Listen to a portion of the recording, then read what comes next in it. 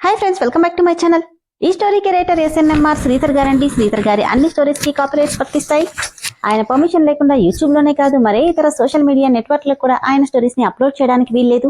దయచేసి అలా చేయకండి ఫ్రెండ్స్. అలా చేస్తే లీగల్ గా చాలా ప్రాబ్లమ్స్ ఫేస్ చేయాల్సి వస్తుంది. అలానే ఈ స్టోరీస్ చదువుతున్న వాళ్ళైనా వింటున్న వాళ్ళైనా మీరు మరే ఛానల్లోనైనా శ్రీధర్ గారి స్టోరీస్ ని చూసినట్లయితే వెంటనే నాకు కామెంట్ బాక్స్ లో మెసేజ్ చేయండి. ఇది పూర్తిగా శ్రీధర్ గారి ఛానల్ అండి. కేవలం ఆయన స్టోరీస్ మాత్రమే ఇందులో ఉంటాయి. కొంతమంది పేర్లు మార్చి వేరే ఛానల్స్ లో ఆయన స్టోరీస్ ని అప్లోడ్ చేస్తున్నారు. మీరు గానీ అలా చూస్తే నాకు మెసేజ్ చేయండి. ఇక లేట్ చేయకుండా వీడియోలోకి వెళ్ళిపోదాం ఫ్రెండ్స్. ఎస్ఎన్ఎంఆర్ శ్రీధర్ గారు రాసినటువంటి మనోభిరాముడు 65వ భాగం. ఫ్రెండ్స్, ఇప్పటి నుండి మనం ఫ్లాష్ బ్యాక్ లోకి వెళ్తున్నామండి. ఎన్ని ఎపిసోడ్స్ పెద్దగా ఉండదు, తొందరగానే అయిపోతుంది. బట్ ఇక్కడ నుంచి ఫ్లాష్ బ్యాక్ అనమాట. అంటే అభి రామ్ల జీవితాల్లో ఏం జరిగింది, ఆనంద భూపతి ఎందుకు కోమాలో ఉన్నాడు, అలాగే రాణి మీనాక్షిదేవి ఎవరు, ఎందుకు జైల్లో ఉంది, ఇవన్నీ కూడా ఇక్కడ నుంచి వచ్చేస్తాయి. సో స్కిప్ చేయకుండా చూడండి. ప్రద్యుమ్నపురం. స్వాతంత్రం వచ్చాక రాచరికాలు సంస్థానాలు అంతరించి గవర్నమెంట్ స్వాధీనం చేసుకున్న, గవర్నమెంట్కి ఎదురు నిలిచి ఒంటరి పోరాటం చేసిన కొన్ని సంస్థానాల్లో ప్రద్యుమ్నపురం ఒకటి. అందుకే ఇప్పటికీ ఆ చుట్టుపక్కల దాదాపు 100 గ్రామాల వరకు జమీందారీ పరిధిలోనే ఉన్నాయి. రాజా విజయరాఘవ భూపతి ప్రద్యుమ్నపురం సంస్థానానికి చెందిన ఆఖరి జమీందారు. వీళ్ల కుటుంబం ఆయనకి 2 కొడుకులు. జయేంద్ర భూపతి, అతని భార్య అరుంధతి, నరసింహ భూపతి, అతని భార్య శ్యామల. జయేంద్ర భూపతికి 2 పిల్లలు. తండ్రి మీదున్న ప్రేమతో పెద్ద కొడుక్కి విజయరాఘవ భూపతి అని పేరు పెడితే చిన్నవాడికి ఆనంద భూపతి అని పేరు పెట్టాడు జయేంద్ర భూపతి. ఇక నరసింహ భూపతికి కూడా 2 కొడుకులు. రాజేంద్ర భూపతి, రెండో కొడుకు వీరేంద్ర భూపతి. కొడుకులు కోడళ్లు 4 మనవళ్లతో కొద్ది రోజుల వరకు ఆ సంస్థానం సంతోష సాగరంలో ఉన్న తులసివనంలో గంజాయి మొక్కల ఆ వంశంలో పుట్టిన చీడపరుగు నరసింహ భూపతి. ఎప్పుడూ తాగుడు, జూదం, వ్యభిచారంతో పాటు జమీందారునన్న అహంకారంతో అణువణువునా ఉన్న మనిషి. తండ్రి ఎన్నిసార్లు మందలించిన అతని అలవాట్లను మార్చుకోకపోగా తన ఆస్తి తనకి ఇవ్వాలంటూ మొండిగా వాదించసాగడంతో ఇక విసిగిపోయిన విజయరాఘవ భూపతి ఆస్తిని 2 కొడుకులకి సమంగా పంచేశాడు. ఆ విధంగా 2 కుటుంబాలు వేరుపడ్డాయి. కాని ఇంటికి పెద్ద కొడుకు కావడం వల్ల సంస్థానం మాత్రం జయేంద్ర భూపతికే వచ్చింది. తమ్ముణ్ణి సరైన మార్గంలో పెట్టి మళ్లీ 2 కుటుంబాలని కలపాలని జయేంద్ర ఎంత ప్రయత్నించినా తన వల్ల కాకపోవడంతో ఇక పూర్తిగా అతని గురించి పట్టించుకోవడం మానేశాడు జయేంద్ర భూపతి. కాలక్రమంలో విజయరాఘవ భూపతి అనారోగ్యంతో చనిపోగా ప్రద్యుమ్నపురం మాత్రమే కాకుండా చుట్టుపక్కల ఉండే దాదాపు 100 గ్రామాల వరకు భూపతి వంశపు అధీనంలోనే ఉన్నాయి. ఆ సంస్థానం పూర్తి బాధ్యతంతా జయేంద్రకే వచ్చింది. ఇలా రోజులు గడుస్తుండగా నరసింహ భూపతి చెడు వ్యసనాలు ముదిరిపోయి జయేంద్ర మాత్రం తండ్రికి తగ్గ తనయుడిగా ఊర్లో అన్ని మంచి చెడులను చూస్తూ అందరితో జేజేలు కొట్టించుకుంటుంటే పూర్తిగా అన్నమయ్య అసూయను పెంచుకున్నాడు నరసింహ భూపతి. జయేంద్ర భూపతి పెద్ద కొడుకు విజయరాఘవ భూపతి 6 అడుగుల ఎత్తుకు తగిన లావుతో ఎవరినైనా ఆకట్టుకునేలా ఉంటాడు. చాలా సౌమ్యుడు. ఏ విషయాన్నైనా చాలా లోతుగా ఆలోచించే స్వభావం అతనిది. ఇతనికి కోపం చాలా తక్కువ. ఒకవేళ కోపం వచ్చిందంటే ఆ రుద్రుడు 3వ కన్ను తెరిచినట్టే. ప్రస్తుతం ఇతను అమెరికాలో చదువుకుంటున్నాడు. ఇక చిన్నవాడు ఆనంద భూపతి దాదాపు అన్నయ్య పోలికలను పుణికి పుచ్చుకున్నాడు. రామలక్ష్మణులు ఎలా ఉంటారో తెలియదు కాని ఇతనికి మాత్రం అన్నమాట వేదవాక్కు. కాని ఆవేశపరుడు. కోపం ఎప్పుడూ ముక్కు మీదే ఉంటుంది. ప్రజెంట్ ఆనంద్ ఢిల్లీలో మాస్టర్స్ చేస్తున్నాడు. గజేంద్ర భూపతి కొడుకులిద్దరూ అత్యవసర మార్కులతో చదువులు పూర్తి చేసి అదే ఊర్లో ఆస్తిపాస్తులను చూసుకుంటూనే తండ్రి అడుగులకు మడుగులొత్తుతూ అతనితో పాటు అడ్డదారులు తొక్కడం మొదలుపెట్టారు గజేంద్ర భూపతి, వీరేంద్ర భూపతి. ఊళ్ళో వాళ్ళందరికీ జయేంద్ర భూపతి దేవుడితో సమానం. ఎవరికి ఏ సమస్య వచ్చినా జయేంద్ర భూపతి దగ్గరికే వెళ్తారు. ఊరంతా జయేంద్రని దేవుడిలా చూడ్డం ఏమాత్రం సహించని గజేంద్ర రోజులు గడుస్తున్న కొద్దీ అన్న మీద అంతులేని పగని పారింది. ఇలాంటి టైంలో నమస్కారం జమీందారు గారు అంటూ వచ్చాడు అతి చిన్న వయస్సులోనే క్షుద్ర విద్యలలో ఆరితేరిన మార్తాండు. వికృతంగా అతన్ని కనిపిస్తున్న అతన్ని రూపాన్ని చూస్తూ, ఎవరు నువ్వు? నా పేరు మార్తాండ, మీతో కొంచెం ఏకాంతంగా మాట్లాడాలి అనడంతో అక్కడ పని వాళ్ళందరినీ పంపించి, ఇప్పుడు చెప్పు, ఏం మాట్లాడాలి? మీ వంశానికి సంబంధించిన నిధి రహస్యాన్ని చెప్పడానికి వచ్చాను అన్నాడు మార్తాండు. కొడుకులతో పాటు నరసింహ భూపతి కూడా ఒకేసారి, ఏంటి నిధా? అవును, కొన్ని కోట్ల రూపాయల అపార సంపద. ప్రద్యుమ్నపురం ఎప్పుడూ సకల సౌభాగ్యాలతో వెలసిల్లాలని మీ వంశ మూలపురుషుడు ప్రద్యుమ్న మహారాజు భూస్థాపితం చేసిన నిధి అంటూ తనకి తెలిసినంతవరకు చెప్పాడు మార్తాండు. ఎక్కడుంది ఆ నిధి అని అడిగాడు వీరేంద్ర. ఈ ఊర్లోనే, కాని ఎక్కడో తెలీదు. దానివల్ల మీకేంటి లాభం అని అడిగాడు నరసింహభూపతి పెద్ద కొడుకు రాజేంద్ర భూపతి. సంపద మీద ఆశ లేనిది ఎవరికి జమీందారు గారు. ఇప్పటి కాలంలో దొరకని అమూల్యమైన నిధి సొంతమైతే మీకు నాకు చెరిసగం అన్నాడు. కానీ నువ్వాగు గజేంద్ర అని. సరే మార్తండా, నువ్వు చెప్పినట్టే చేద్దాం. కాని ఆ నిధి ఎక్కడుందో ఎలా తెలుస్తుంది అని అడిగాడు నరసింహభూపతి.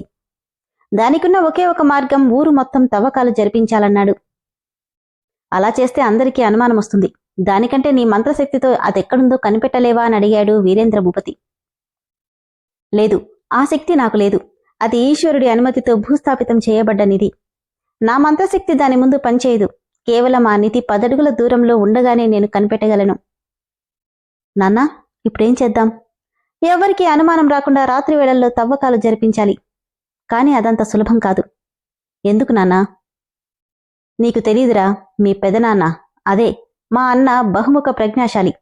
వాడు కనిపెట్టడం తమ్ముణ్ణని కూడా చూడడు. అందుకే ముందు వాణ్ణి అడ్డు తప్పిస్తే తర్వాత నన్నెదిరించేవాడి చుట్టుపక్కల లేడు అని రాక్షసంగా నవ్వుకున్నాడు నరసింహభూపతి.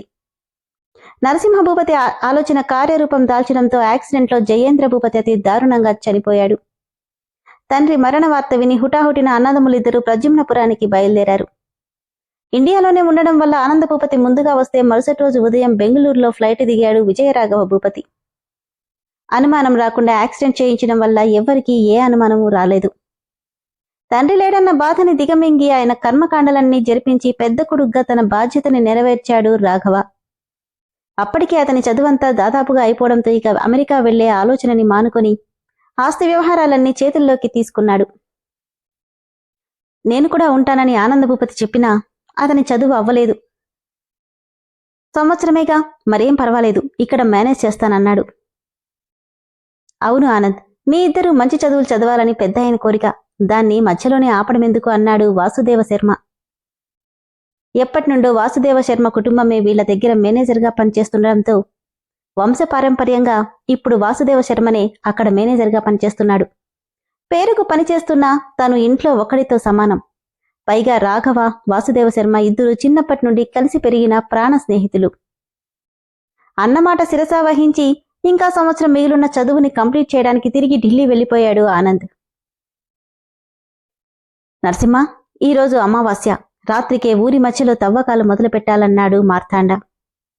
అర్ధరాత్రి 12 గంటలకి తవ్వకం మొదలెట్టారు.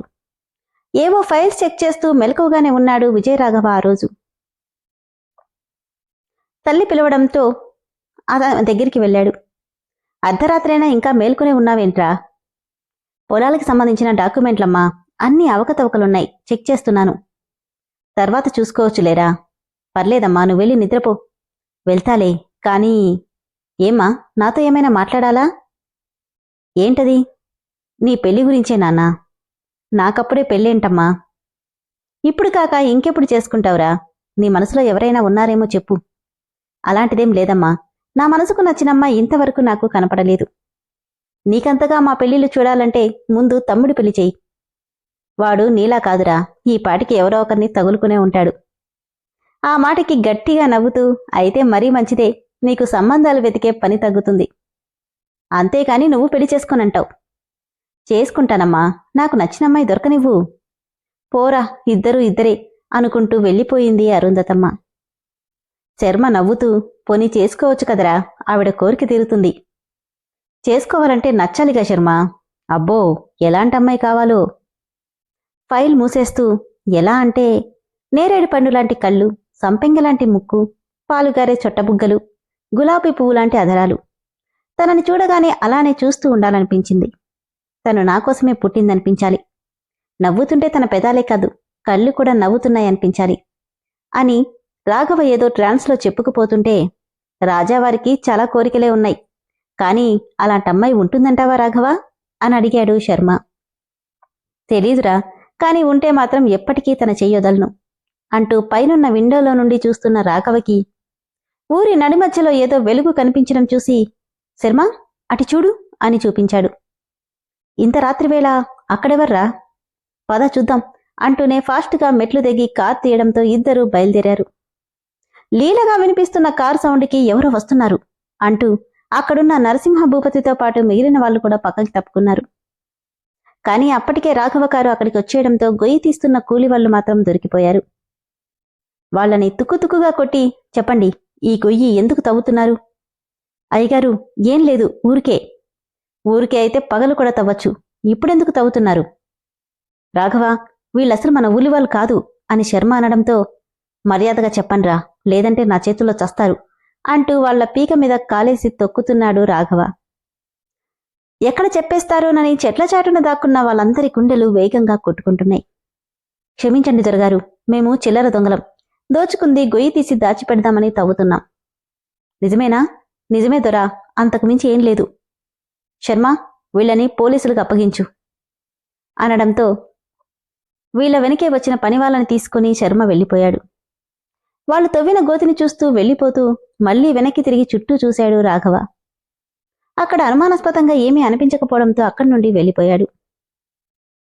నాన్నా, కాస్తలో తప్పించుకున్నాం, లేదంటే దొరికిపోయేవాళ్లం. వాడసలే పెదనాన్న కంటే 4 ఆకులు ఎక్కువే చదివాడు నాన్నా. ముందిక్కడి నుండి పదండి అని కోపంగా జయేంద్ర భూపతి అందర్నీ తీసుకుని వెళ్ళిపోయాడు. ఢిల్లీ. ఇదే టైంకి నందు, ఓయ్ నందు అని గారంగా పిలుస్తుంది గాయత్రి.